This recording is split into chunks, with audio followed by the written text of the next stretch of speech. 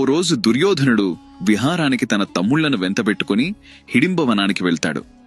రాక రాక తన బంధువులు తాను ఉండే ప్రాంతానికి వచ్చారు కాబట్టి హిడింబి తన ఆతిథ్యాన్ని స్వీకరించమని కోరడంతో దుర్యోధనుడు ఆహ్వానాన్ని అంగీకరించి తన తమ్ముళ్లతో కలిసి హిడింబి ఇంటికి వెళ్తాడు.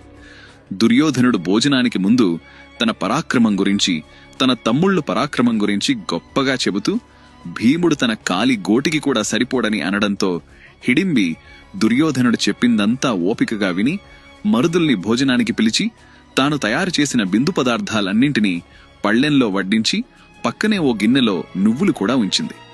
గిన్నెలో నువ్వుల్ని గమనించిన దుర్యోధనుడు ఇవి ఎందుకని హిడింబిని ప్రశ్నించడంతో తాము నెయ్యికి బదులుగా నువ్వుల నుండి నూనె పిండుకుని దాన్ని ఉపయోగిస్తామని, భీముడు అక్కడికి ఎప్పుడు వచ్చినా అలాగే తింటాడని హిడింబి చెప్పడంతో దుర్యోధనుడు నువ్వుల నుండి నూనె పిండడానికి ప్రయత్నిస్తాడు కాని ఒక్క చుక్క నూనె రాకపోవడం చూసిన హిడింబి దుర్యోధనుడి కుడిపిడికిల్ని తన చేతితో గట్టిగా ఒడిసి పట్టడంతో నువ్వుల నుండి నూనె రావడంతో పాటు దుర్యోధనుడి చేతి నుండి కూడా రక్తం కారుతుంది.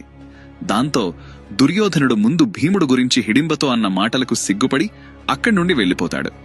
ఈ స్టోరీ మీకు నచ్చితే జై భీమసేన అని కామెంట్ చేయండి.